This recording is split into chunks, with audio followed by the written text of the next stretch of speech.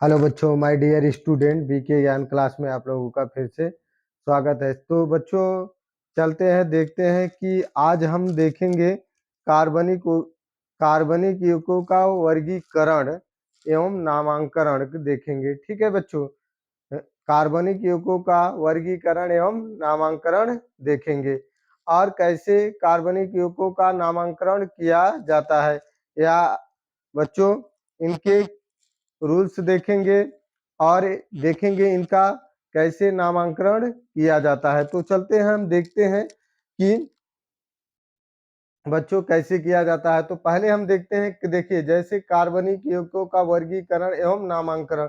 तो कार्बनिक यौगिकों का वर्गीकरण देखिए बच्चों, classification of Organics compound, classification of Organics compound, जिनमें क्या होते हैं सिंगल बॉन्ड, फिर कार्बन पर डबल बॉन्ड, फिर कार्बन ट्रिपल बॉन्ड।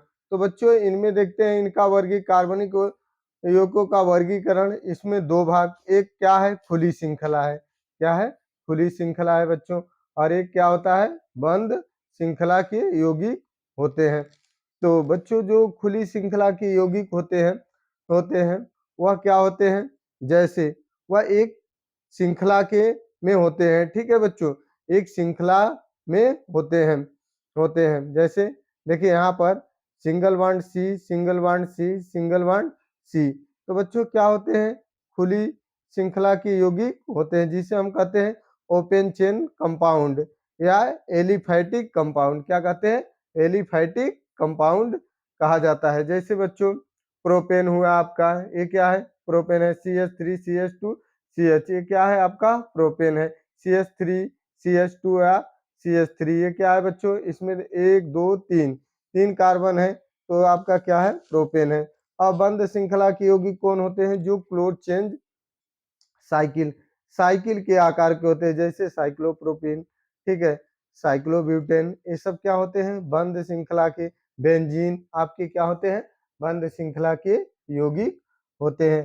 तो बच्चों हम देखते हैं आगे कि देखिए खुली श्रृंखला जो आपकी होती है,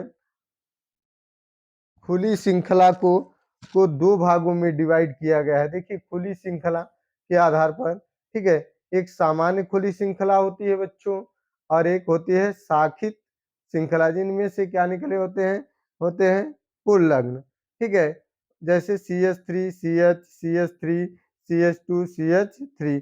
तो शाखित जैसे इनमें क्या निकला है शाखाएं निकली हुई, जैसे ब्रांचेज, जैसे बच्चों पेड़ पौधों में ब्रांच निकले होते हैं, तो उसी प्रकार इनमें भी क्या है शाखा की तरह निकला हुआ है। तो यह क्या कहलाता है शाखित श्रृंखला, क्या कहलाता है शाखित श्रृंखला कहलाता है बच्चों। और जो सामान्य श्रृंखलाएं होती हैं वह एक कार्बन की एक लंबी चेन होती है, कार्बन की एक लंबी चेन होती है बच्चों, जो कार्बन की एक लंबी चेन होती है। तो बच्चों इसमें देखते हैं फिर बंद श्रृंखला को, ठीक है, भागों में डिवाइड किया गया है। तो एक होता है समचक्री और एक होता है विषम चक्री। एक बच्चों क्या होता है समचक्री और एक होता है विषम चक्री। तो जो विषम चक्री होता है, जब चक्र में सी के अलावा भी तत्व हों, सी के अलावा भी तत्व हों, उसे विषम चक्री कहते हैं। क्या कहते हैं विषम चक्री कहते हैं बच्चों। जैसे देखिए यस है आपका, कार्बन के अलावा यस भी है और कार्बन के अलावा वो भी है, जो क्या है फ्यूरेन है या थियोफिन है। ठीक है बच्चों, जो कार्बन के अलावा भी क्या हो अन्य तत्व उनमें हो, तो उसे विषम चक्री कहते हैं। और समचक्री वो होता है जिनमें क्या हो सेम हो, क्या हो सेम हो, जैसे कार्बन कार्बन कार्बन कार्बन, और ये क्या है एन। तो एक ये भी क्या है आपका, ठीक है बच्चों, विषम चक्री ये भी है विषम चक्री। और देखिए समचक्री क्या होता है, समचक्री में आपके जिसमें 6 कार्बन हो, एरोमेटिक कंपाउंड क्या होते हैं एरोमेटिक कंपाउंड होते हैं बच्चों, क्या होते हैं एरोमेटिक कंपाउंड होते हैं। तो चलते हैं देखते हैं, जैसे एरोमेटिक कंपाउंड जो होते हैं बच्चों, वो कितने, उसको भी दो तीन भागों में, तीन चार भागों में डिवाइड किया गया है। तो पहला जो है आपका है पहला हम लोग देखते हैं जैसे हुकेल एरोमेटिक, हुकेल एरोमेटिक होते हैं, ठीक है, जिसे हम लोग हेकल एरोमेटिक्स कहते हैं। इनमें जैसे साइक्लिक्स, और इनमें sp2 होता है हिब्रिडाइजेशन, और आपका जैसे 4n+2, ठीक है, पाई होता है, पाई ई होता है। और जैसे बच्चों बेंजीन हुआ, टालविन हुआ, नाइट्रोबेंजीन हुआ, ठीक है, नाइट्रोबेंजीन, तो ठीक है, एलिन हुआ। और जैसे हुकेल anti aromatic cyclic sp2x 4n+2 और पाई ई होता है बच्चों। तो इसमें भी क्या आप देखें, और हुक देखिए हुकेल, ठीक है, हुकेल नाम एरोमेटिक में क्या होता है आपका, हुकेल नाम एरोमेटिक में जो होते हैं, इनमें भी क्या होता है, साइक्लिक में होता है, ना तो कोई हिब्रिडाइजेशन होता है, ना तो इनमें हेकेल का फार्मूला 4n+2 पाई इन। अब देखिए कैंसर जनित जो होता है, ठीक है, यह आपका कौन सा कंपाउंड होता है, जैसे निफोथिलिन, जब क्या हो, दो बेंजीन आपस में जुड़े हों, और जिसमें 3 बेंजीन, ठीक है, आपस में जुड़े हों, तो ये होता है। और इसके बाद आपका ये देखिए, आपका ये हो गया, ठीक है बच्चों।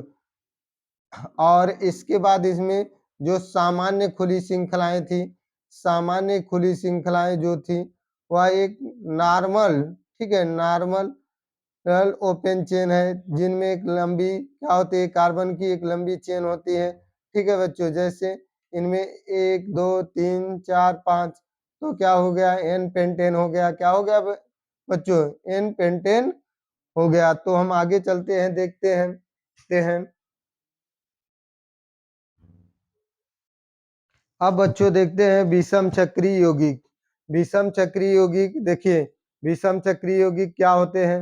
विषम चक्री यौगिक वे यौगिक जिनमें उपस्थित चक्र में कार्बन तथा उसके अलावा अन्य तत्व भी उपस्थित होते हैं, विषम चक्री यौगिक कहलाते हैं।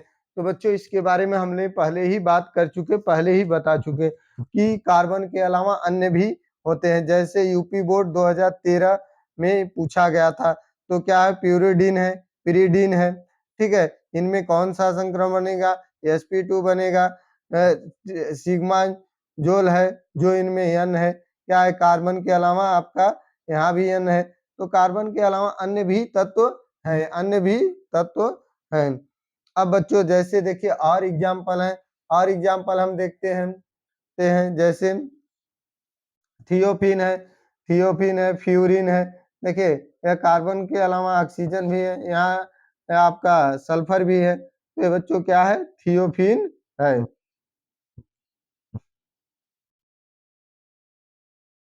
आगे देखिए बच्चों कुछ और है, देखिए ये है आपका, जो आपका देखिए सोमिनो सोमियोपैथीन है, पैथीन ए आल है, और जिसे कहते हैं स्मेल माउथ जर, क्या कहते हैं, स्मेल माउथ जर भी कहते हैं। अब बच्चों आगे हैं, हम इसके बारे में भी बात कर चुके हैं। देखते हैं कि देखते हैं जैसे कैंसर जनित हाइड्रोकार्बन, वे कार्बन यौगिक जो जैविक कोशिकाओं से क्या होता है, जैविक कोशिकाओं बायो प्रोसेस के, ठीक है, बायो प्रोसेस या सेल के संपर्क में आने के बाद यह अनियंत्रित हो जाती है, अनकंट्रोल हो जाती है, अवृद्धि उत्पन्न कर देती है, और कैंसर जनित हाइड्रोकार्बन कहा जाता है, कैंसर जनित हाइड्रोकार्बन कहा जाता है। जैसे एग्जाम्पल में है नेफाथिलिन, नेफाथिलिन है, ठीक है, पैरा नेथाफ्लिन है आपका, ठीक है। और से बच्चे हैं, देखिए और बच्चों है फाइनाथ्रीन है। तो चलते हैं आगे, हम देखते हैं। अब बच्चों यहाँ से नामांकन की कहानी शुरू होती है। तो कार्बनिक यौगिकों का नामांकन कैसे करेंगे, तो कार्बनिक सामान्यतः किसी भी, ठीक है, ऑर्गेनिक कंपाउंड के दो भाग होते हैं। कितने भाग होते हैं बच्चों, दो। पहला है क्रियात्मक समूह, क्या होता है, फंक्शनल ग्रुप। दूसरा क्या होता है, कार्बनिक समूह, ठीक है, ऑर्गेनिक ग्रुप होता है। तो हम देखते हैं फंक्शनल ग्रुप क्या होता है बच्चों। जैसे फंक्शनल ग्रुप में कार्बन और हाइड्रोजन के अलावा ऐसा तत्व या तत्वों का समूह जो रासायनिक अभिक्रिया में सक्रियता की एक्टिविटी के साथ भाग लेता है, वह क्रियात्मक समूह कहलाता है। क्या कहलाता है बच्चों? क्रियात्मक समूह कहलाता है। घटती हुई सक्रियता के क्रम में इनका विवरण निम्नलिखित है। घटती हुई, तो बच्चों देखिए हम चलते हैं, देखते हैं जैसे CH3COOH, तो CH3 क्या है? कार्बनिक समूह है। क्या है? ऑर्गेनिक्स ग्रुप है। और COOH क्या है बच्चों? क्रियात्मक समूह है। क्या है? क्रियात्मक समूह, फंक्शनल ग्रुप है। तो बच्चों हम चलते हैं, देखते हैं कुछ ऐसे क्रियात्मक समूहों को देखते हैं और उनमें क्या परफिक्स और सफिक्स भी देखेंगे। तो देखते हैं, चलते हैं, देखिए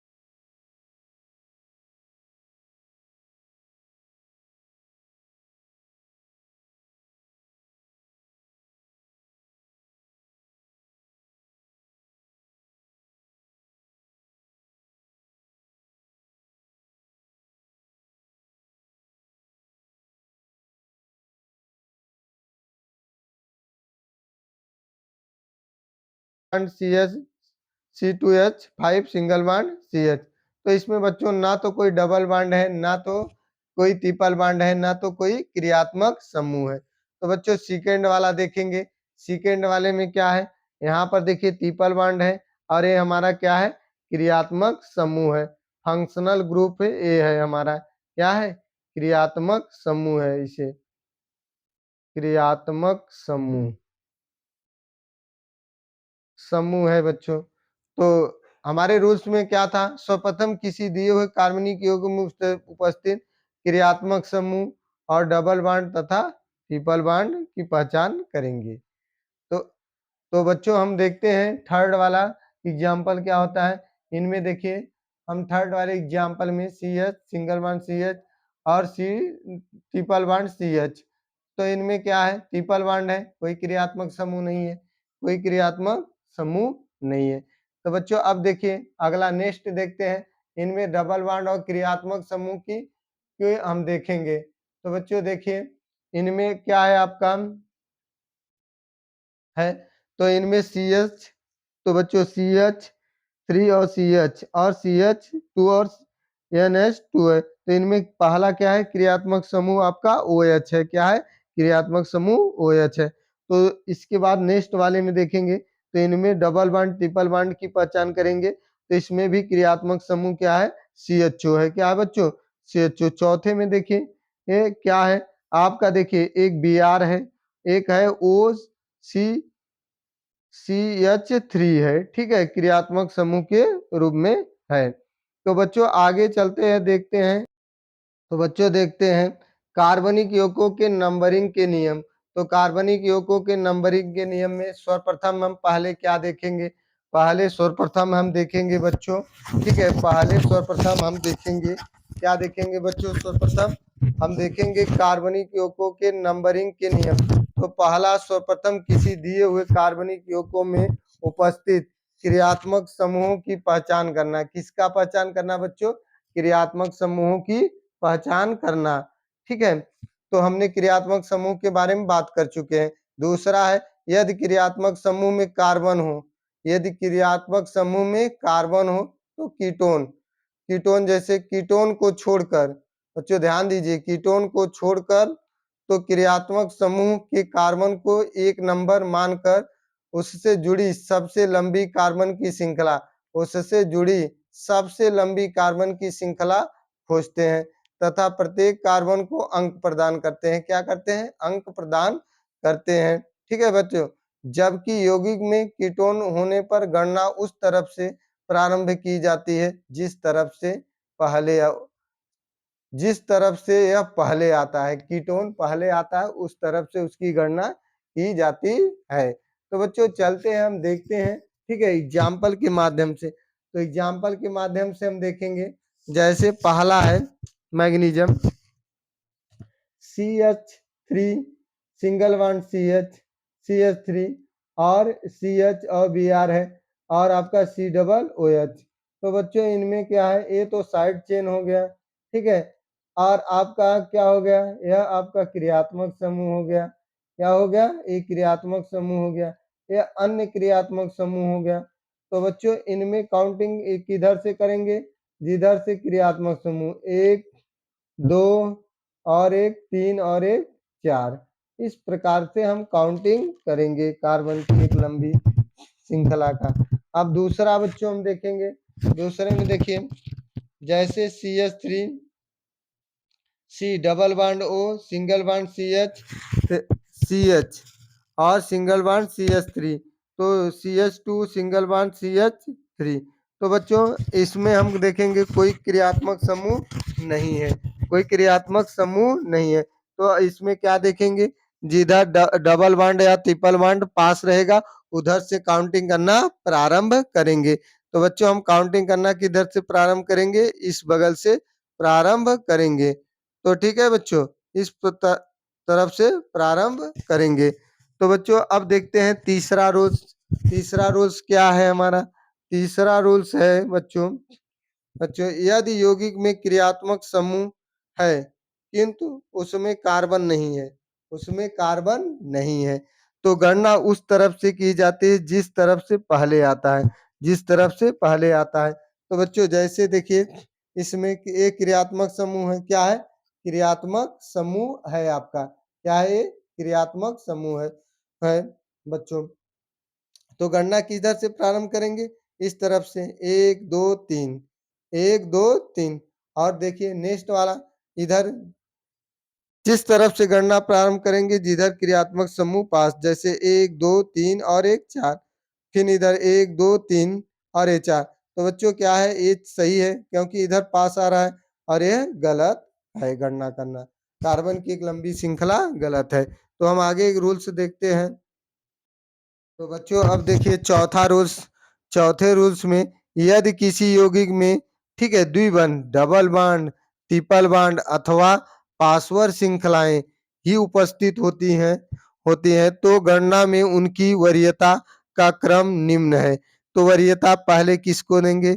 पहले फंक्शनल ग्रुप को, ठीक है, क्रियात्मक समूह को, फिर डबल बॉन्ड को, फिर ट्रिपल बॉन्ड को, फिर क्या हो, प्रतिस्थापित समूह, ठीक है, साइड ग्रुप, फिर साइड चेन, उसको वरीयता देंगे। तो बच्चों देखिए ले लीजिए एग्जाम्पल में, हम देखते हैं एग्जाम्पल में जैसे क्या है, CHO है, फिर आपका CH है, CH double double bond CH और CH3 है। तो बच्चों सबसे पहले क्रियात्मक समूह इधर आ रहा है, तो इधर से काउंटिंग करेंगे, 1 2 3 4 और 1 5 और 1 6 हो जाएगा।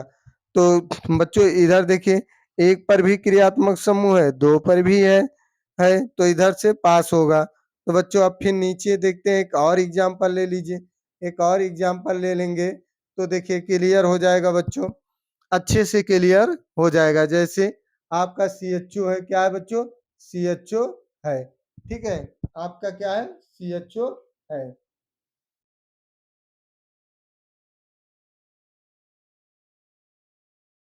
CHO है आपका बच्चों, जैसे तो इसको ले लीजिए, single bond CH2, single bond CH2। तो बच्चों हम सबसे पहले किसको वरीयता देंगे? क्रियात्मक समूह को, इसके बाद डबल बॉन्ड को वरीयता देंगे। तो बच्चों चलते हैं, पांचवा रूल्स है। पांचवें रूल्स में यदि किसी यौगिक के एक छोर पर क्या हो, द्विबंध हो अथवा ट्रिपल बॉन्ड हो तथा दूसरे छोर पर कोई ऐसा क्रियात्मक समूह हो जिसमें कार्बन नहीं होता है, तो गणना में वरीयता क्रियात्मक समूह को ही दी जाएगी। किसको दी जाएगी बच्चों? क्रियात्मक समूह को ही दी जाएगी। तो देख लीजिए जैसे हमारा इधर ये क्या है, क्रियात्मक समूह, तो वरीयता डबल बॉन्ड को नहीं दिया जाएगा, पहले किसको दिया जाएगा? फंक्शनल ग्रुप को दिया जाएगा बच्चों। नेक्स्ट एग्जांपल है, देखिए यह यूपीटी पहले होता था जिसे अब हम लोग AK2 कहते हैं। तो उनमें क्वेश्चन 1996 पूछा गया था। तो NH2 CH2 और ट्रिपल बॉन्ड, तो वरीयता किसको हम देंगे? क्रियात्मक समूह को देंगे बच्चों। तो आगे देखते हैं, नेक्स्ट है छठवां रूल्स देखते हैं बच्चों। तो छठवां रूल्स क्या है हमारा? यदि किसी यौगिक में डबल बॉन्ड, ट्रिपल बॉन्ड एक समान स्थानों पर उपस्थित हो, कहाँ पर उपस्थित हो? एक समान स्थानों पर उपस्थित हो जाए तो वरीयता डबल बॉन्ड को दी जाएगी। किसको दी जाएगी? डबल बॉन्ड को। किंतु यदि उनके स्थान पर असमान हो तो गणना उस तरफ से होगी जिस तरफ से कोई बॉन्ड पहले आता है। कोई बॉन्ड पहले आता है, अथवा गणना उस तरफ से की जाएगी जिस तरफ से अंकों का योग कम होगा, अंकों का योग कम होगा। तो बच्चों हम चलते हैं, देखते हैं। तो बच्चों चलते हैं, देखते हैं कि हमारा नेक्स्ट एग्जाम्पल देखिए क्या हो जाएगा। गणना किस तरफ दिया जाएगा?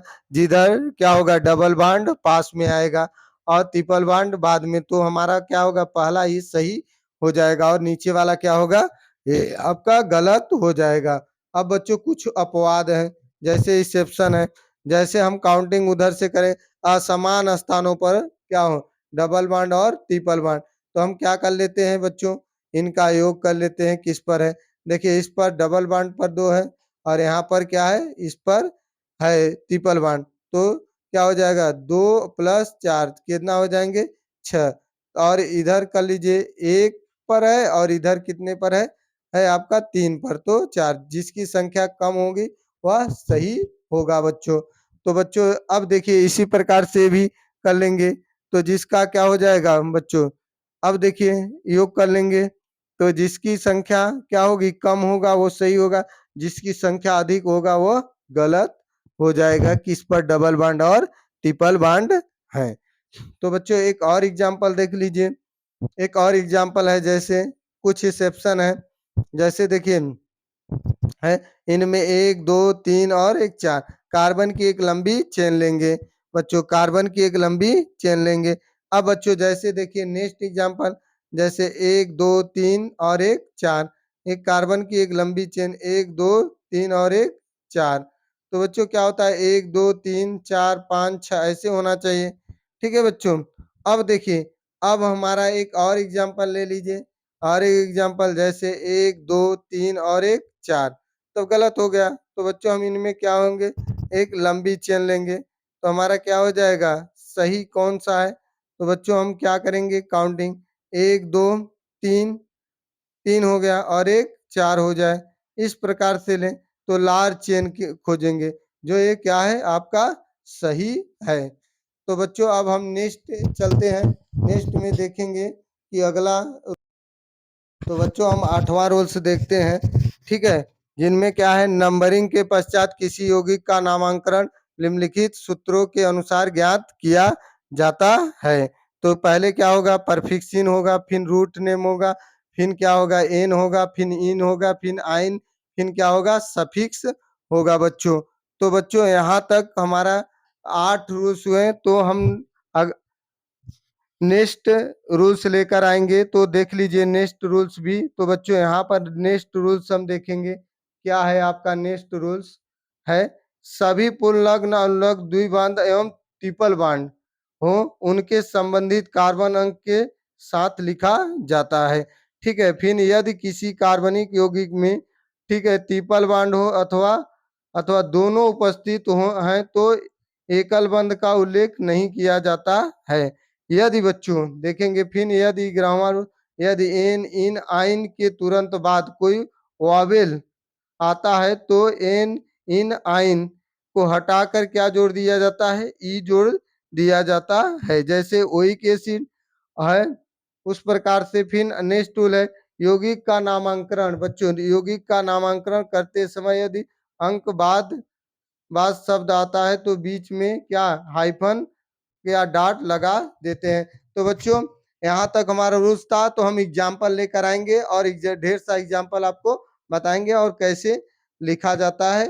तो बच्चों वीडियो को शेयर करिए और चैनल को सब्सक्राइब करिए जिससे क्या हो मनोबल बढ़े।